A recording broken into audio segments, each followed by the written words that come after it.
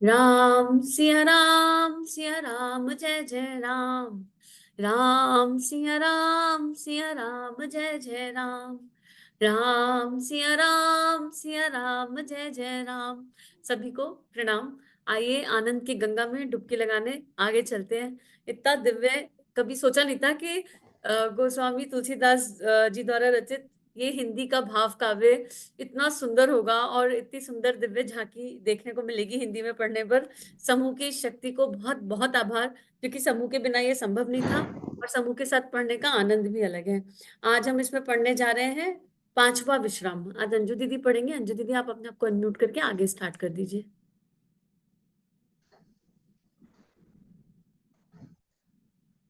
सभी को प्रणाम। आप आज हम लोग पढ़ेंगे पांचवा विश्राम।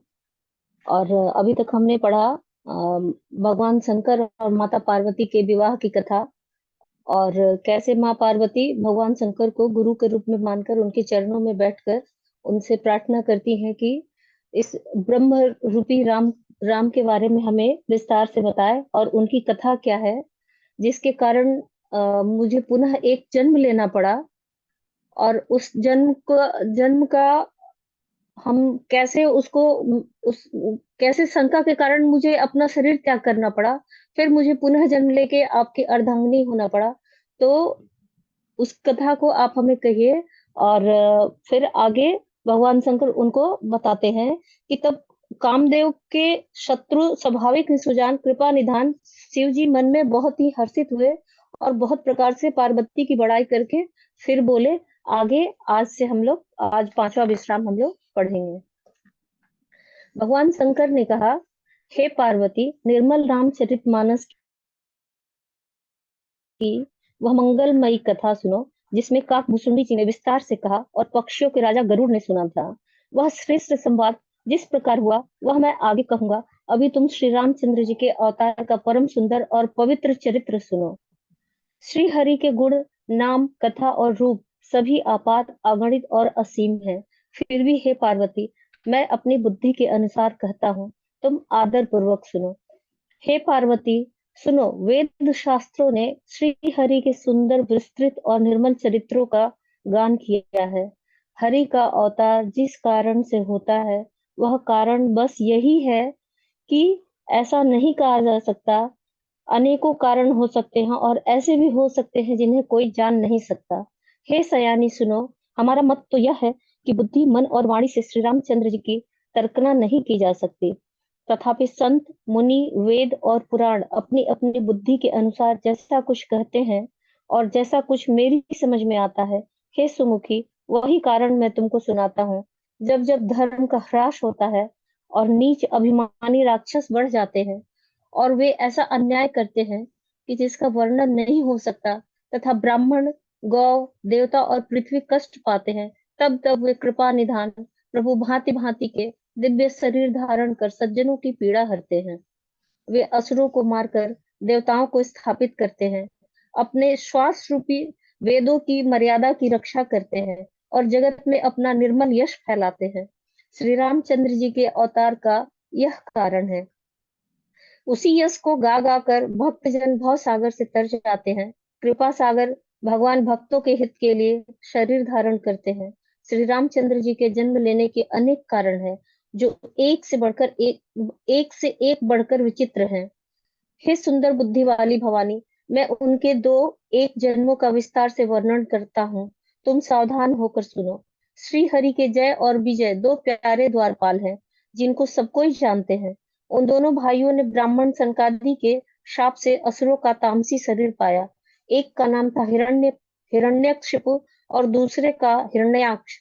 ये देवराज इंद्र के गर्व को छुड़ाने वाले सारे जगत में प्रसिद्ध हुए। वे युद्ध में विजय पाने वाले विख्यात वीर थे। इनमें से एक हिरण्याक्ष को भगवान ने वराह सुअर का शरीर धारण करके मारा। फिर दूसरे हिरण्यकशिपु का नरसिंह रूप धारण कर वध किया और अपने भक्त प्रहलाद का सुंदर यश फैलाया।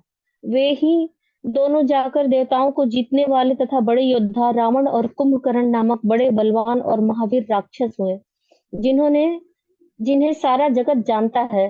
भगवान के द्वारा मारे जाने पर भी वे हिरण्याक्ष और हिरण्यकशिपु इसलिए मुक्त नहीं हुए कि ब्राह्मण के वचन शाप का प्रमाण 3 जन्मों के लिए था। अतः एक बार उनके कल्याण के लिए भक्त प्रेमी भगवान ने फिर से अवतार लिया। वहां उस अवतार में कश्यप और अदिति उनके माता पिता हुए, जो दशरथ और कौसल्या के नाम से प्रसिद्ध थे। एक कल्प में इस प्रकार अवतार लेकर उन्होंने संसार में पवित्र लीलाएं की। एक कल्प में सब देवताओं को जलंधर दैत्य से युद्ध में हार जाने के कारण दुखी देखकर शिव जी ने उनके साथ बड़ा घोर युद्ध किया, पर वह महाबली दैत्य मारे नहीं मरता था। उस दैत्य राज्य की स्त्री परम सती बड़ी ही पतिव्रता थी। उसी के प्रताप से त्रिपुरासुर जैसे अजय शत्रु का विनाश करने वाले शिव जी भी उस दैत्य को नहीं जीत सके। प्रभु ने छल से उस स्त्री का व्रत भंग कर देवताओं का काम किया। जब उस स्त्री ने यह भेद जाना, तब उसने क्रोध करके भगवान को शाप दिया। लीलाओं के भंडार कृपालु श्री हरि ने उस स्त्री के शाप को प्रमाण्य दिया, स्वीकार कर लिया। वही जलंधर उस कल्प में रावण हुआ, जिसे श्री रामचंद्र जी ने युद्ध में मारकर परम पद दिया। एक जन्म का कारण यह था जिससे श्री रामचंद्र जी ने मनुष्य देह धारण किया।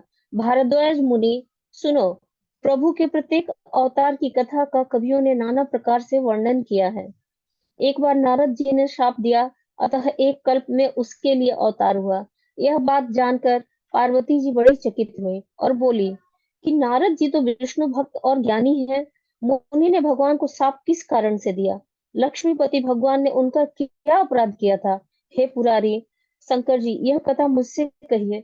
मुनि नारद के मन में मोह होना बड़े आश्चर्य की बात है।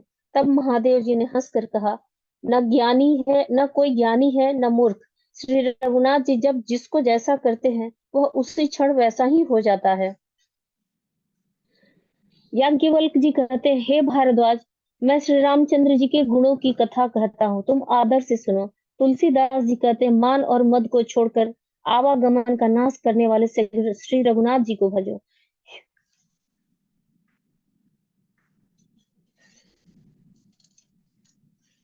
हिमालय पर्वत में एक बड़ी पवित्र गुफा थी। उसके समीप ही सुंदर गंगा जी बहती थी। वह परम पवित्र सुंदर आश्रम देखने पर नारद जी के मन को बहुत ही सुहावना लगा। पर्वत, नदी और वन के सुंदर विभागों को देखकर नारद जी का लक्ष्मीकांत भगवान के चरणों में प्रेम हो गया। भगवान का स्मरण करते ही उन नारद मुनि के जो श्राप उन्हें दक्ष प्रजापति ने दिया था और जिसके कारण वे एक स्थान पर नहीं ठहर सकते थे, गति रुक गई और मन के स्वाभाविक ही निर्मल होने से उनकी समाधि लग गई। नारद मुनि की यह तपोमय स्थिति देखकर देवराज इंद्र डर गया।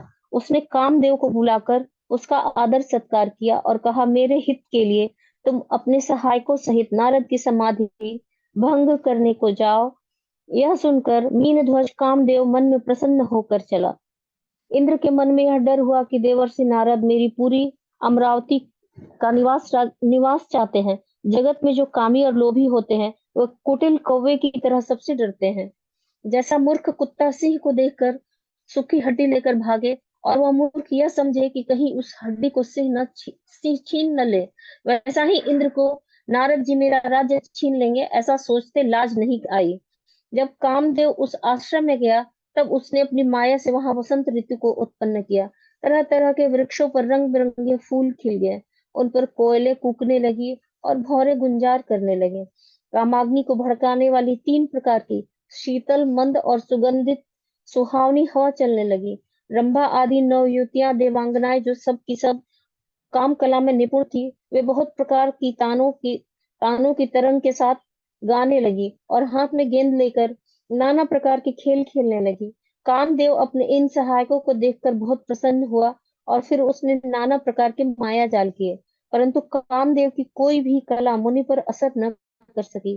तब तो पापी कामदेव अपने ही नाश के भय से डर गया। लक्ष्मीपति भगवान जिसके बड़े रक्षक हो, भला उसकी सीमा को कोई दबा सकता है?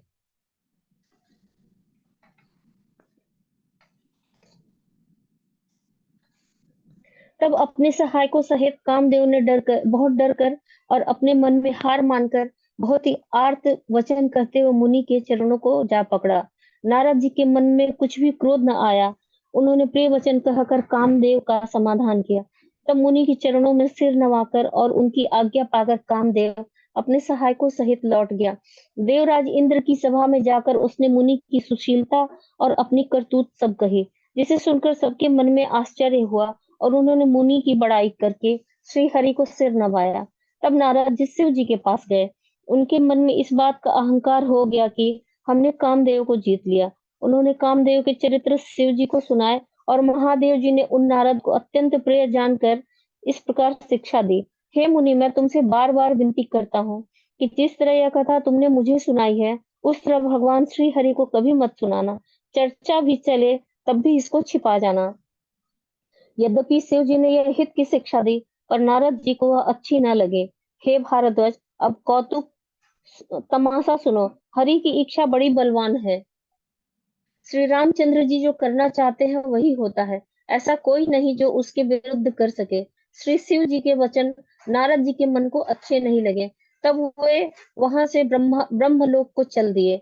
एक बार गान विद्या में निपुण मुनिनाथ नारद जी हाथों में सुंदर वीणा लिए हरि गुण गाते हुए क्षीर सागर को गए, जहाँ वेदों के मस्तक स्वरूप मूर्तिमान वेदांत तत्व श्री लक्ष्मी निवास भगवान नारायण रहते हैं। रमा निवास भगवान उठकर बड़े आनंद से उनसे मिले और ऋषि नारद जी के साथ आसन पर बैठ गए। चराचर के स्वामी भगवान हंसकर बोले, हे मुनि, आज आपने बहुत दिनों पर दया की। यद्यपि श्री शिव जी ने उन्हें पहले ही वरज रखा था, तो भी नारद जी ने कामदेव का सारा चरित्र भगवान को कह सुनाया। श्री रघुनाथ जी की माया बड़ी ही प्रबल है।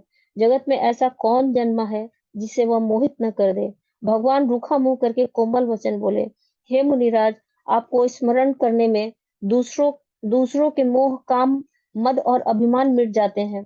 फिर आपके लिए तो कहना ही क्या है। हे मुनि, सुनिए। मोह तो उसके मन में होता है जिसके हृदय में ज्ञान वैराग्य नहीं है। आप तो ब्रह्मचर्य व्रत में तत्पर और बड़े धीर बुद्धि हैं। भला कहीं आपको भी कामदेव सता सकता है? नारद जी ने अभिमान के साथ कहा, भगवान, यह सब आपकी कृपा है। करुणा निधान भगवान ने मन में विचार करके देखा कि इनके मन में गर्व के भारी वृक्ष का अंकुर पैदा हो गया है। मैं उसे तुरंत ही उखाड़ फेंकूंगा, क्योंकि सेवकों का हित करना ही हमारा प्रण है। मैं अवश्य ही वह उपाय करूंगा जिससे मुनि का कल्याण और मेरा खेल हो। तब नारद जी भगवान के चरणों में सिर नवाकर चले। उनके हृदय में अभिमान और भी बढ़ गया। तब लक्ष्मीपति भगवान ने अपनी माया को प्रेरित किया। अब उसकी कठिन करनी सुनो। उस हरि माया ने रास्ते में 100 योजन 400 कोस का एक नगर रचा। उस नगर की भांति भांति की रचनाएं लक्ष्मी निवास भगवान विष्णु के नगर वैकुंठ से भी अधिक सुंदर थे। उस नगर में ऐसे सुंदर नर नारी बसते थे, मानो बहुत से कामदेव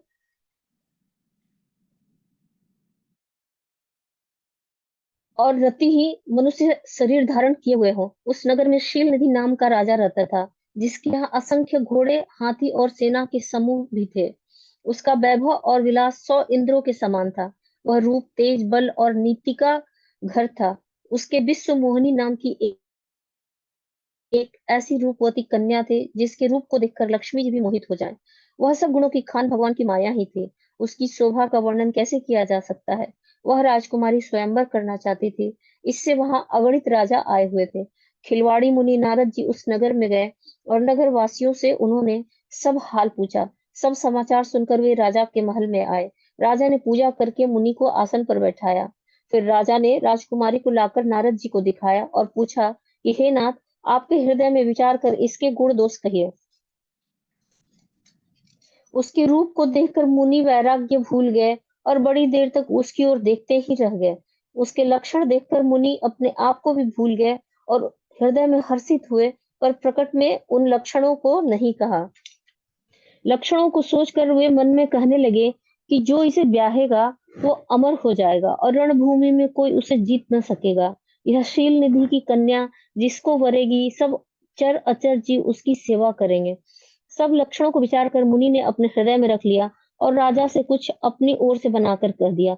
राजा से लड़की के सुलक्षण कहकर राजा से लड़की के सुलक्षण कहकर नारद जी चल दिए, पर उनके मन में यह चिंता थी कि मैं जाकर सोच विचार कर अब वही उपाय करूं जिससे यह कन्या मुझे ही वरे। इस समय जब तब से कुछ हो नहीं सकता। हे विधाता, मुझे यह कन्या किस तरह मिलेगी? इस समय तो बड़ी भारी शोभा और विशाल रूप चाहिए, जिसे देखकर राजकुमारी मुझ पर रीझ जाए और तब जयमाल मेरे गले में डाल दे। ऐसा काम करूं कि भगवान से सुंदरता मांगू, और भाई उनके पास जाने में तो बहुत देर हो जाएगी, किंतु श्री हरि के समान मेरा हितु तो कोई भी नहीं है, इसलिए इस समय वे ही मेरे सहायक हो। उस समय नारद जी ने भगवान की बहुत प्रकार से विनती की, तब लीला में कृपालु प्रभु वही प्रकट हो गए। स्वामी को देखकर नारद जी के नेत्र शीतल हो गए और वे मन में बड़े हर्षित हुए कि अब तो काम बन ही गया। नारद जी ने बहुत आर्त होकर सब कथा कह सुनाई और प्रार्थना की कि कृपा कीजिए और कृपा करके मेरे सहायक बनिए। हे प्रभु, आप अपना रूप मुझको दे दीजिए और किसी प्रकार मैं उस राजकन्या को और किसी प्रकार मैं उस कन्या को नहीं पा सकता। हे नाथ, जिस तरह मेरा हित हो आप वही शीघ्र कीजिए। मैं आपका दास हूँ। अपनी माया का विशाल बल देखकर दीन दयालु भगवान मन ही मन हंसकर बोले, हे नारद जी सुनो, जिस प्रकार आपका परम हित होगा हम वही करेंगे, दूसरा कुछ नहीं। हमारा वचन असत्य नहीं होता। हे योगी मुनि, सुनिए, रोग से व्याकुल रोगी को पथ्य मांगे तो वैद्य उसे नहीं देता। इसी प्रकार मैंने भी तुम्हारा हित करने की ठान ली है। ऐसा कहकर भगवान अंतर ध्यान हो गए। भगवान की माया के वशीभूत हुए मुनि ऐसे मूढ़ हो गए कि वे भगवान की अगूढ़ वाणी को भी समझ न सके। ऋषिराज नारद जी तुरंत वहां गए जहाँ स्वयंवर की भूमि बनाई गई थी। राजा लोग खूब सज धज कर समाज सहित अपने अपने आसन पर बैठे थे। मुनि मन ही मन प्रसन्न हो रहे थे कि मेरा रूप बड़ा ही सुंदर है, मुझे छोड़कर कन्या भूल कर भी दूसरे को न वरेगी। कृपा निधान भगवान ने मुनि के कल्याण के लिए उन्हें ऐसा रूप बना दिया कि जिसका वर्णन नहीं हो सकता, पर यह चरित्र कोई भी न जान सका। सबने उन्हें नारद ही जानकर प्रणाम किया। वहां वहां दो शिव जी के गण भी थे। वे सब भेद जानते थे और ब्राह्मण का वेश बनाकर सारी लीला देखते फिरते थे। वे भी बड़े मौजी थे। नारद जी अपने हृदय में रूप का बड़ा अभिमान लेकर जिस समाज में जाकर बैठे थे, ये शिव जी के दोनों गण भी वही बैठ गए। ब्राह्मण के वेश में होने के कारण उनकी इस चाल को कोई न जान सका। वे नारद जी को सुना सुना कर व्यंग्य वचन करते थे। भगवान ने इनको अच्छी सुंदरता दी है, पर इनकी शोभा देखकर राजकुमारी रीझी जाएगी और हरि जानकर इन्हीं को खास तौर से वरेगी। नारद मुनि को मोह हो रहा था, क्योंकि उनका मन दूसरों के हाथ माया के वश में था। शिव जी के गण बहुत प्रसन्न होकर हंस रहे थे। यद्यपि मुनि उनकी अटपटी बातें सुन रहे थे, पर बुद्धि भ्रम में सनी हुई होने के कारण वे बातें उनकी समझ में नहीं आती थी। उनकी बातों को वो अपनी प्रशंसा समझ रहे थे। इस विशेष चरित्र को और किसी ने नहीं जाना, केवल राजकन्या ने नारद जी का वह रूप देखा। उनका बंदर का समूह और भयंकर शरीर देखते ही कन्या के हृदय में क्रोध उत्पन्न हो गया। तब राजकुमारी सखियों को लेकर साथ इस तरह चली मानो राजहंसिनी चल रही है। वह अपने कमल जैसे हाथों में जयमान लिए सब राजाओं को देखती हुई घूमने लगी। जिस ओर नारद जी रूप के गर्व में फूले बैठे थे, उस ओर उसने भूल कर भी नहीं ताका। नारद मुनि बार बार उचकते और छटपटाते हैं। उनकी दशा देखकर शिव जी के गण मुस्काते हैं। कृपालु भगवान भी राजा का शरीर धारण कर वहां जा पहुंचे। राजकुमारी ने हर्षित होकर उनके गले में जयमाला डाल दी। लक्ष्मी निवास भगवान दुल्हन को ले गए। सारी राजमंडली निराश हो गई। मोह के कारण मुनि की बुद्धि नष्ट हो गई थी। इससे वे राजकुमारी को गई देख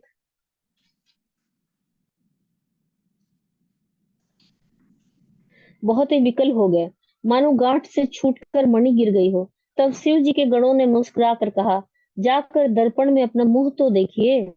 ऐसा कहकर वे दोनों बहुत भयभीत होकर भागे। मुनि ने जल में झांक कर अपना मुंह देखा। अपना रूप देखकर उनका क्रोध बहुत बढ़ गया। उन्होंने शिव जी के उन गणों को अत्यंत कठोर शाप दे दिया। तुम दोनों कपटी और पापी जाकर राक्षस हो जाओ। तुमने हमारी हंसी की, उसका फल चखो। अब फिर किसी मुनि की हंसी करना। मुनि ने फिर जल में देखा तो उन्हें अपना असली रूप प्राप्त हो गया। तब भी उन्हें संतोष नहीं हुआ। उनके ओठ फड़क रहे थे और मन में क्रोध भरा हुआ था। वो तुरंत ही वे भगवान कमलापति के पास चले। मन में सोचते जाते थे, कि जाकर या तो शाप दूंगा या प्राण दे दूंगा। उन्होंने जगत में मेरी हंसी कराई है। दैत्यों के शत्रु भगवान श्री हरि उन्हें बीच रास्ते में ही मिल गए। साथ में लक्ष्मी जी और वही राजकुमारी थी। देवताओं के स्वामी भगवान ने मीठी वाणी में कहा, हे मुनि, व्याकुल की तरह कहाँ चले? ये शब्द सुनते ही नारद जी को बड़ा क्रोध आया। माया के वशीभूत होने के कारण मन में चेत नहीं रहा। मुनि ने कहा, तुम दूसरों की संपदा नहीं देख सकते। तुम्हारे ईर्ष्या और कपट बहुत है। समुद्र मथते समय तुमने शिव जी को बावला बना दिया और देवताओं को प्रेरित करके उन्हें विषपान कराया। असुरों को मदिरा और शिव जी को विष देकर तुमने स्वयं लक्ष्मी और सुंदर कौस्तुभ मणि ले ली। तुम बड़े धोखेबाज और मतलबी हो, सदा कपट का व्यवहार करते हो। तुम परम स्वतंत्र हो, सिर पर तो कोई है ही नहीं।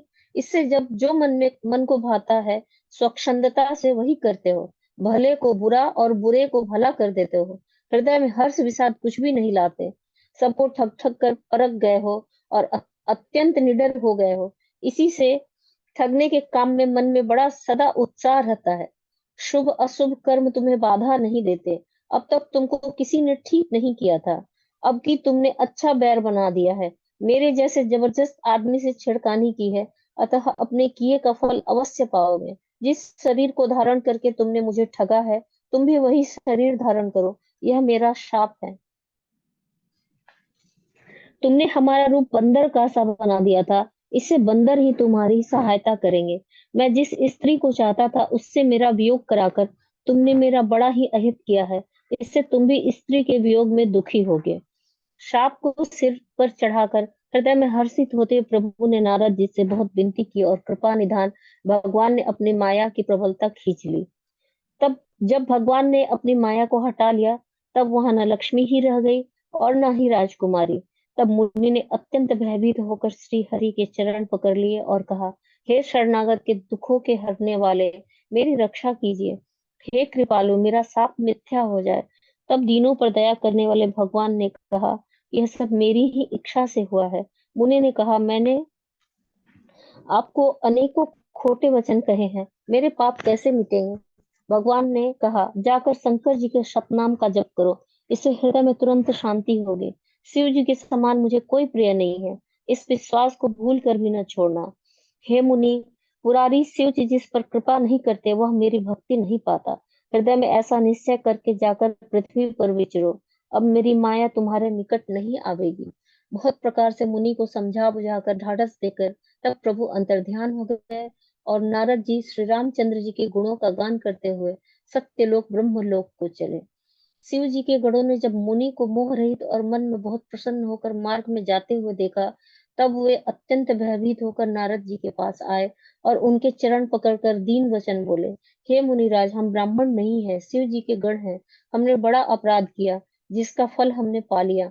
हे कृपालु, अब शाप दूर करने की कृपा कीजिए। दीनों पर दया करने वाले नारद जी ने कहा, तुम दोनों जाकर राक्षस हो, तुम्हें महान ऐश्वर्य, तेज और बल की प्राप्ति हो। तुम अपनी भुजाओं के बल से जब सारे विश्व को जीत लोगे, तब भगवान विष्णु मनुष्य का शरीर धारण करेंगे। युद्ध में श्री हरि के हाथों से तुम्हारी मृत्यु होगी, जिससे तुम मुक्त हो जाओगे और फिर संसार में जन्म नहीं लोगे। वे दोनों मुनि के चरणों में सिर नवाकर चले और समय पाकर राक्षस हुए। देवताओं को प्रसन्न करने वाले, सज्जनों को सुख देने वाले और पृथ्वी का भार हरण करने वाले भगवान ने एक कल्प में इसी कारण मनुष्य का अवतार लिया था। इस प्रकार भगवान के अनेकों सुंदर, सुखदायक और अलौकिक जन्म कथा कर्म है। और प्रत्येक कल्प में जब जब भगवान अवतार लेते हैं और नाना प्रकार की सुंदर लीलाएं करते हैं, तब तब मुनीश्वरों ने परम पवित्र काव्य रचना करके उनकी कथाओं का गान किया है और भांति भांति के अनुपम प्रसंगों का वर्णन किया है, जिनको सुनकर समझदार लोग आश्चर्य नहीं करते। श्री हरि अनंत है, उनका कोई पार नहीं पा सकता और उनकी कथा अनंत है। सब संत लोग उसे बहुत प्रकार से कहते सुनते हैं। श्री रामचंद्र जी का सुंदर चरित्र करोड़ों कल्पों में भी गाए नहीं जा सकते। शिव जी कहते हैं कि हे पार्वती, मैंने यह बताने के लिए इस प्रसंग को कहा कि ज्ञानी मुनि भी भगवान की माया से मोहित हो जाते हैं। प्रभु कौतुकी लीलामय है और शरणागत का हित करने वाले हैं। वे सेवा करने में बहुत सुलभ और सभी के दुख हरने वाले हैं। देवता, मनुष्य और मुनियों में ऐसा कोई नहीं है जिसे भगवान की महान बलवती माया मोहित न कर दे। मन में ऐसा विचार कर उस महामाया के स्वामी श्री भगवान जी का भजन करना चाहिए।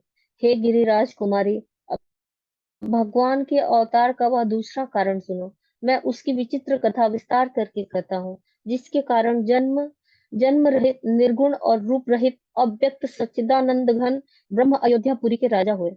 जिन प्रभु श्री रामचंद्र जी को तुमने भाई लक्ष्मण जी के साथ मुनियों का सा वेश धारण किए वन में फिरते देखा था, और हे भवानी, जिनके चरित्र देखकर सती के शरीर में तुम ऐसी बावली हो गई थी कि अब भी तुम्हारे उस बावलेपन की छाया नहीं मिटती, उन्हीं के भ्रम रूपी रोग के हरण करने वाले चरित्र सुनो। उस अवतार में भगवान ने जो लीला की, वह सब मैं अपनी बुद्धि के अनुसार तुम्हें कहूंगा। याज्ञवल्क जी ने कहा कि हे भारद्वाज, शंकर जी के वचन सुनकर पार्वती जी सकुचाकर प्रेम सहित मुस्कुराई। फिर वृषकेतु शिव जी जिस कारण से भगवान का वह अवतार हुआ था, उसका वर्णन करने लगे। हे मुनीश्वर भारद्वाज, मैं वह सब तुमसे कहता हूँ, मन लगाकर सुनो। श्री रामचंद्र जी की कथा कलयुग के पापों को हरने वाली, कल्याण करने वाली और बड़ी सुंदर है।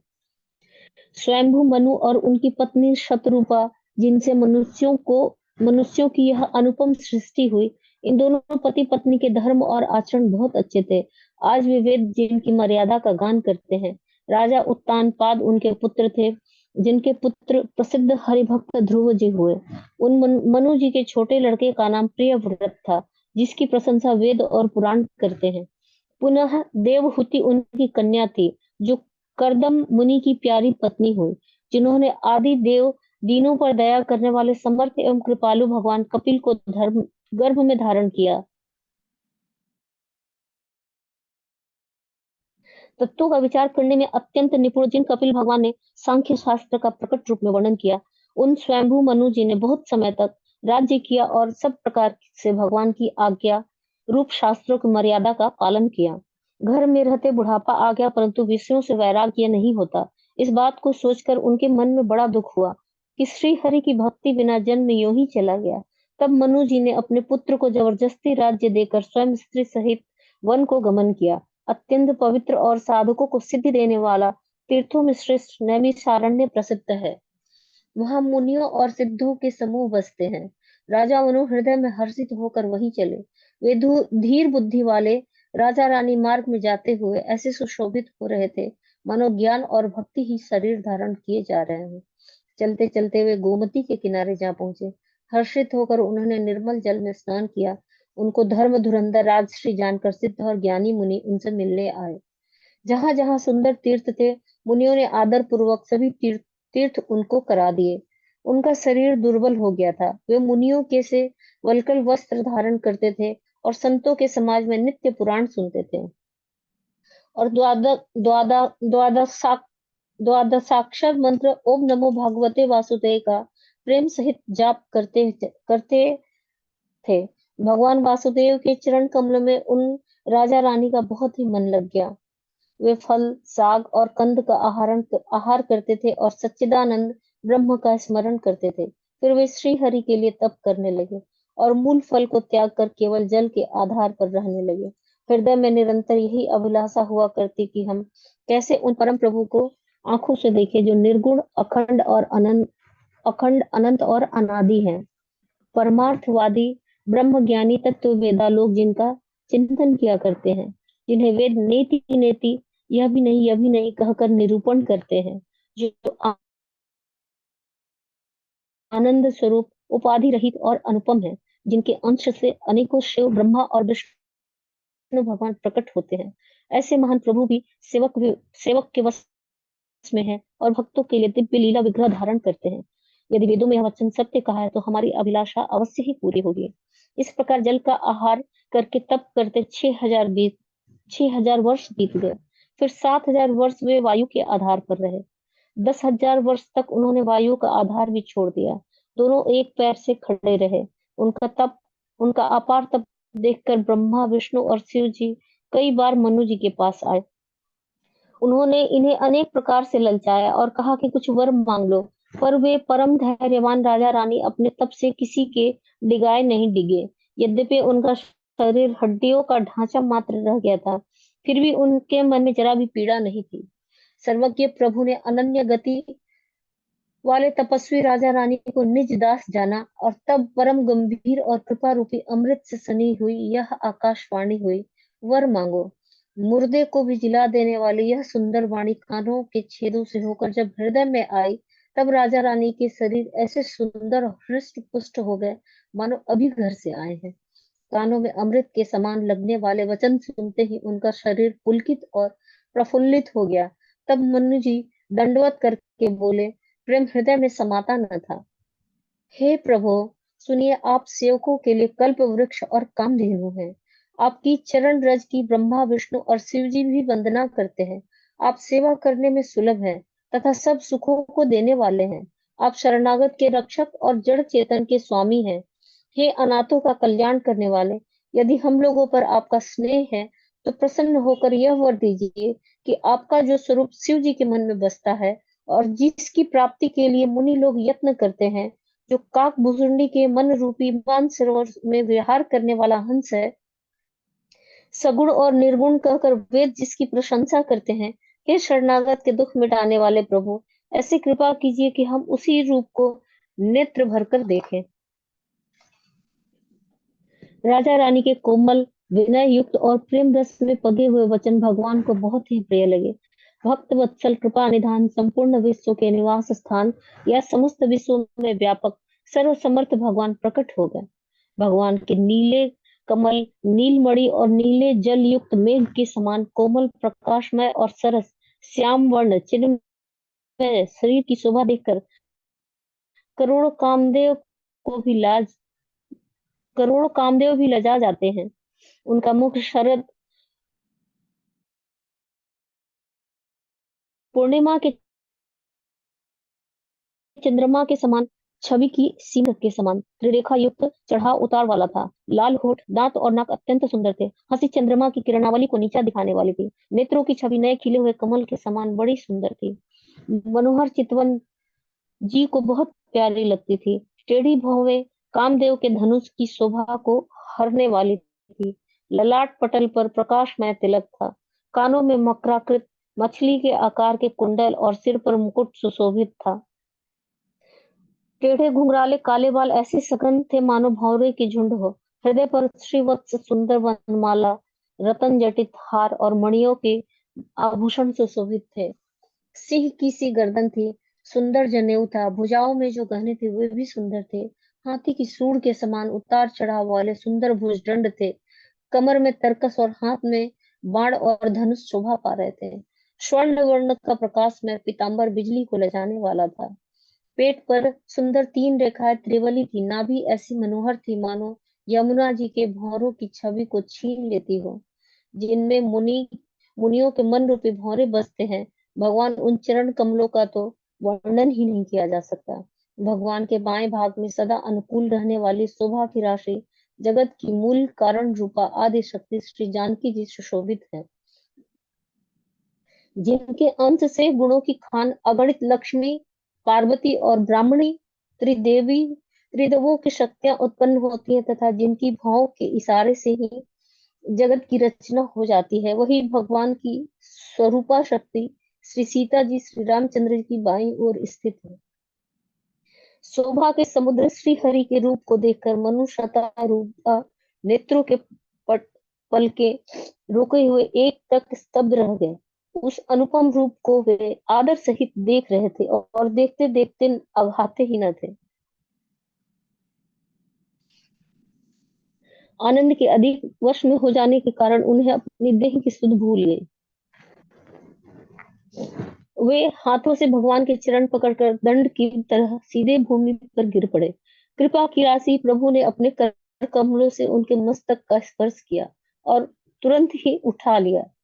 फिर कृपा निधान भगवान बोले, मुझे अत्यंत प्रसन्न जानकर और बड़ा भारी दानी मानकर जो मन को भाए वही वर मांग लो।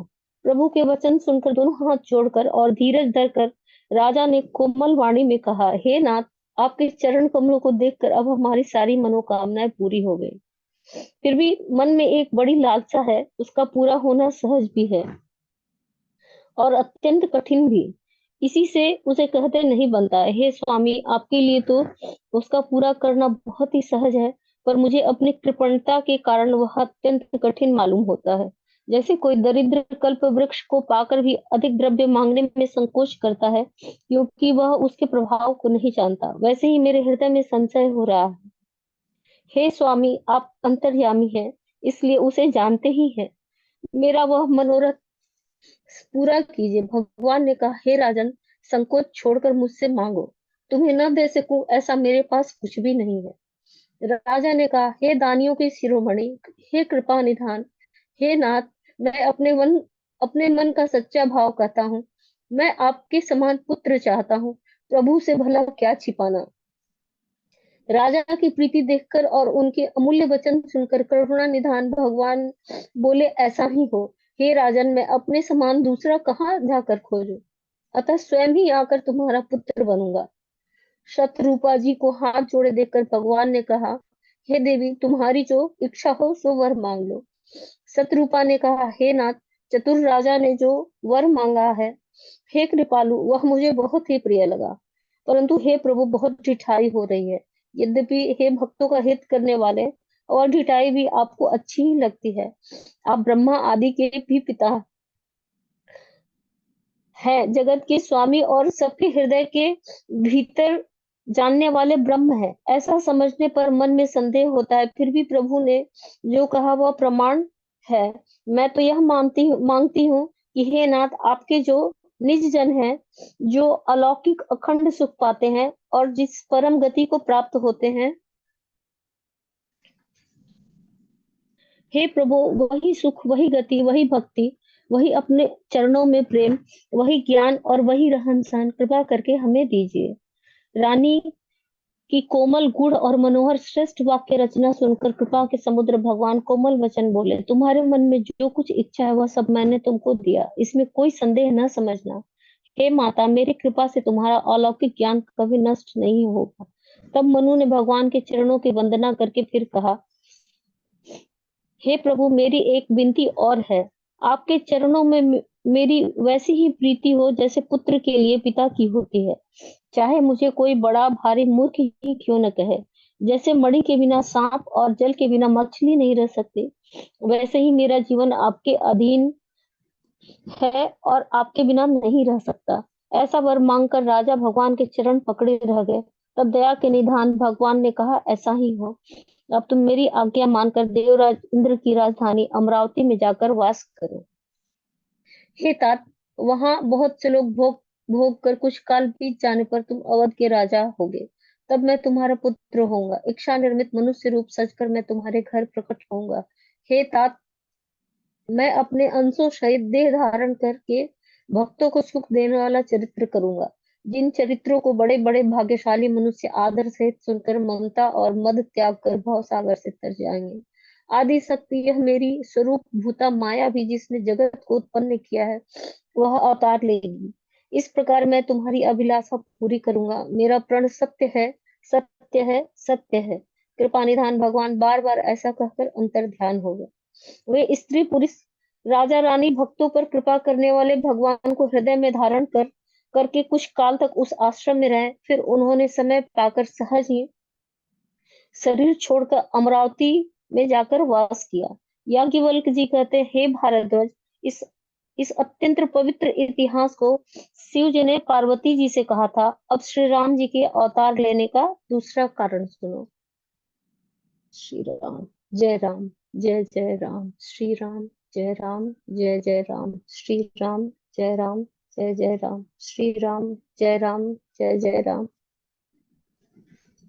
श्री राम जय राम जय जय राम, श्री राम जय राम जय जय राम, श्री राम जय राम जय जय राम।